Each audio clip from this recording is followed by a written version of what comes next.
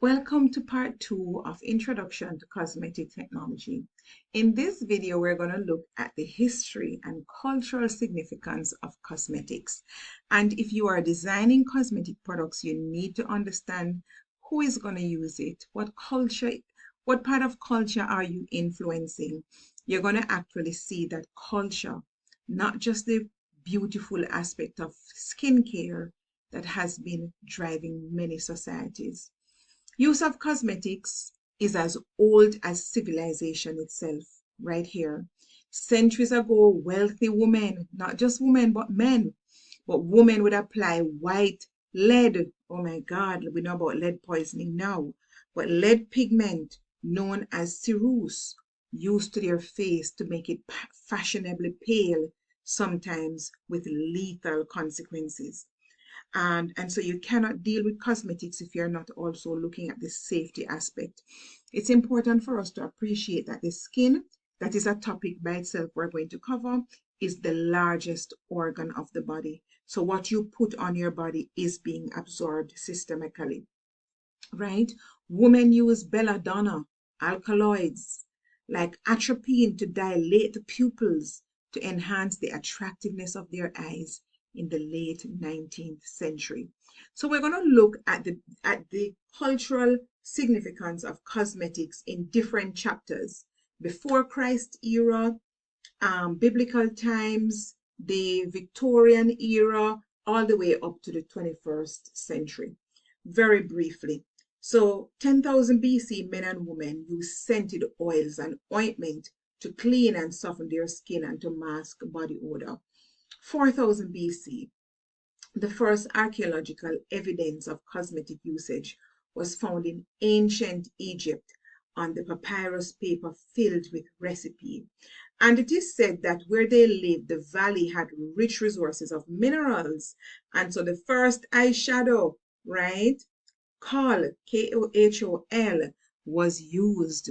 Women would paint the upper lid black and the lower lid green, right? Often choosing gray or blue for the area between the upper and lid and the eyebrow. The mineral base was lead sulfate, black and green with blues, different tones from powdered stone. Galena was obtained from dark gray ore of lead and malachite green from copper ore.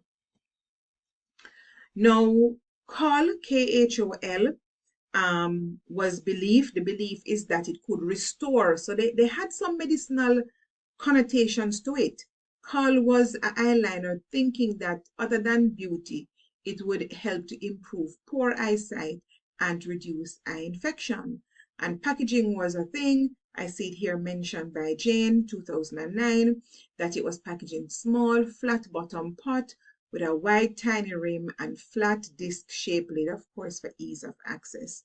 What is it? Kohl was a dark-colored powder made from the crushing of antimony, burnt almonds, lead, oxidized copper, ochre, ash, malachite, chrysocolla, right, from the copper ore, and any combination thereof. And it was applied with a small stick.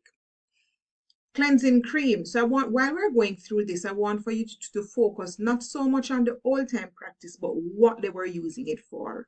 So this one was to enhance the beauty of the eye that we mentioned before and to help the vision of the eye. So while we do the historical context, I want you to pay attention to the why and not necessarily what they were using. Cleansing cream was a big thing.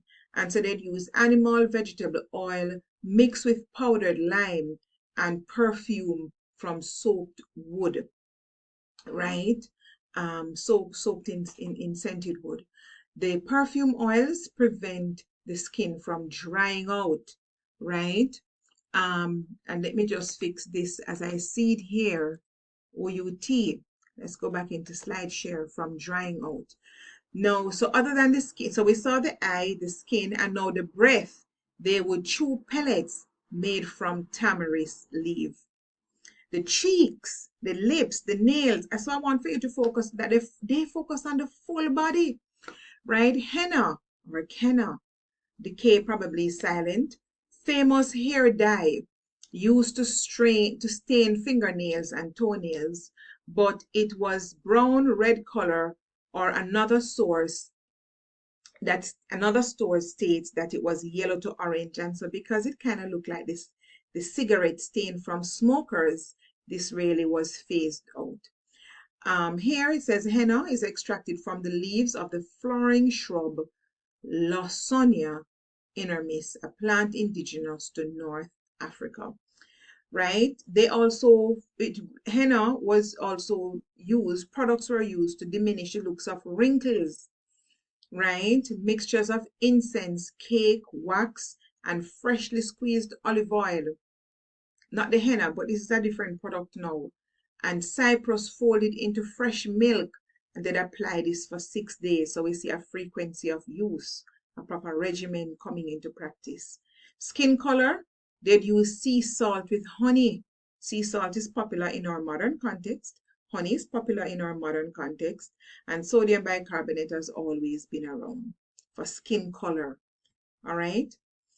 2500 BC, smell was considered fundamental, as it was actually a sign of holiness, right? And so there was a big thing, it was a spiritual thing to smell good. And so perfume was perfected in that era. Oils and creams protect against the sun and the drying winds. And now we know that oils and creams serve as emollient, right? That retains moisture to the skin. The foundations of perfumes, we see perfume industry actually started from then. Myrrh, thyme, marjoram, chamomile, lavender, lily, peppermint, rosemary, cedar, rose, aloe, olive oil, sesame oil, and almond oil, the foundation of perfumes.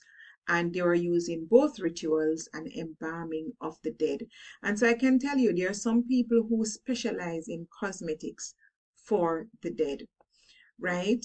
Moving now into biblical times, we see different practices now. Emollients, where the sun rays, so we talk about global warming now, and the wind drying out the skin. Emollients have been a constant in human caring for themselves, whether the wealthy or the poor. And I'm very happy that this was mentioned by Parrish and Chrissy.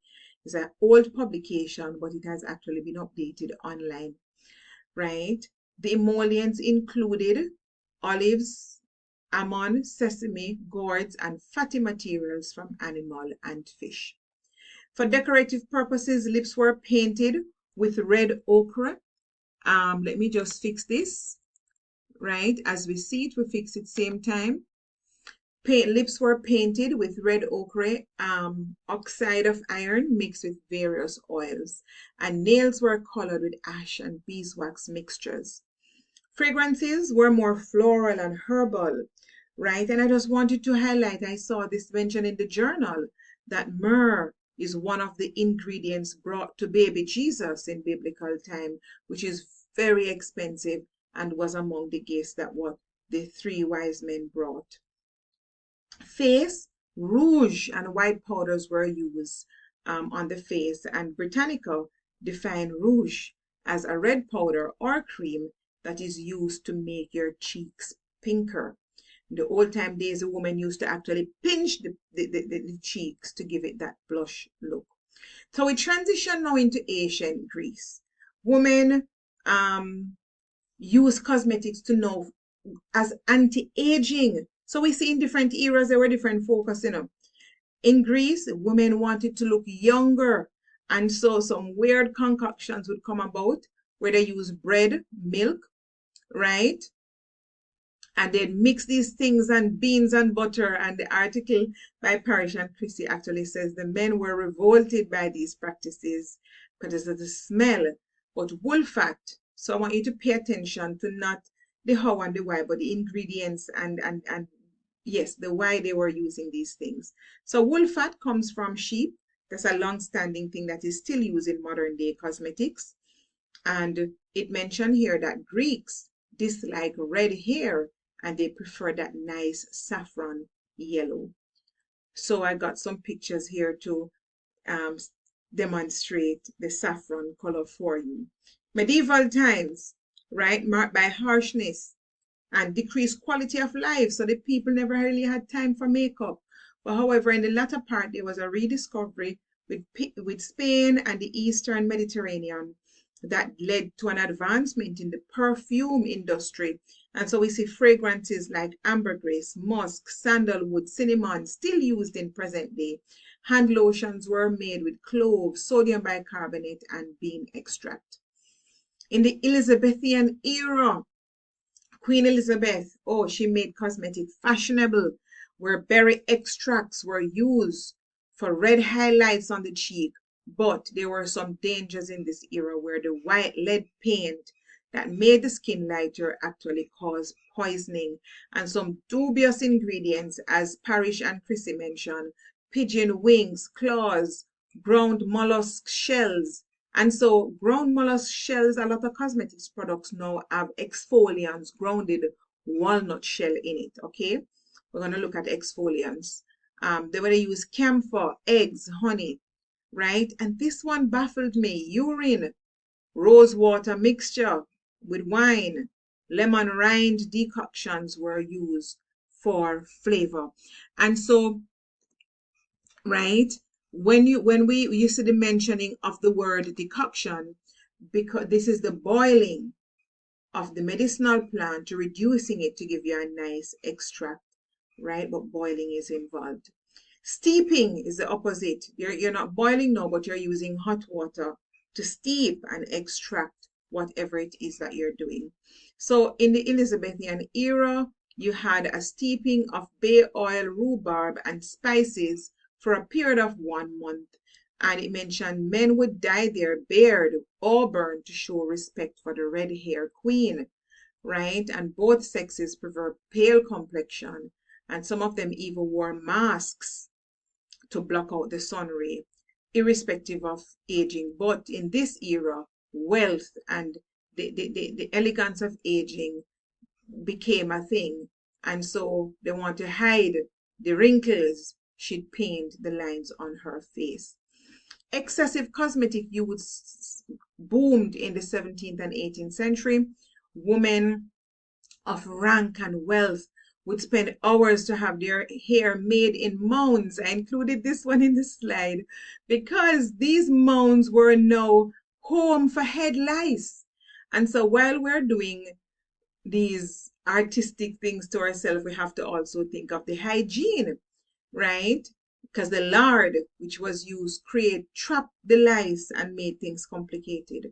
In Rome, they would put patches that covered the smallpox, and I smiled when I saw this one because now I see even my kids and young people. Went to a store and saw a young man with pimple patch. There are patches that they buy online and you just put the patch over where the acne is. But back in home, they'd be putting patch to cover smallpox. You had lead carbonate for face powder. And then in the 18th century, cosmetic disease was now a thing because science and technology was now advancing for the diagnosing and the ill effects of cosmetics. And so the first death was linked to use of cosmetics. 19th century, cosmetology innovation boomed. And so the theater now, with advancement in theater and TV and shows, the theatrical lighting, people start bleaching. I included this here because skin bleaching is still a thing in this modern context, right? Where they use different things to lighten the complexion. And this we can see here, 1890s is not very different from now. Lead poisoning was a thing. And so it caused palsy. You could not even lift your head. You can't even no longer blink. The face becomes paralyzed, right? And it was linked to a product called Lance Bloom of Youth, right? And so you had actual diagnosis taking place. And with that now advancement in technology, so the extraction of aniline dye from charcoal caused a shift from lead. But the drawback here is now allergic contact dermatitis was now a thing. So while there are progress made, right, there are advancement in illnesses and uncovering the ill effects of cosmetics. Now let's look at this one. I put this one in because I thought it was important. In 1963, teenagers, those vulnerable age group where identity crisis is a thing and they're influenced easily, right? Spend 300 million per year on toiletries and cosmetics. And I'm sure it's no different from today. So as you can see, worldwide in 2007, 290 billion, according to Euromonitor, used cosmetics. And if you go all the way down here to 2023, it is expected to rise to $805 billion. Now, it is said that the Middle Eastern and African countries are expected to see a surge in cosmetics. There's a worldwide rise as the population ages, people are living longer, and there's a high demand for anti-aging cosmetics. So if you're thinking of a business idea, this is the direction: environmentally friendly, anti-aging. So nowadays you have cosmeceuticals where they integrate medicinal benefits in the cosmetics now routinely to help prevent wrinkles, skin dryness, dark spot, uneven complexion, hyperpigmentation, photoaging, and hair damage. That takes us to the end of this recording. See you in the next slide. Thank you.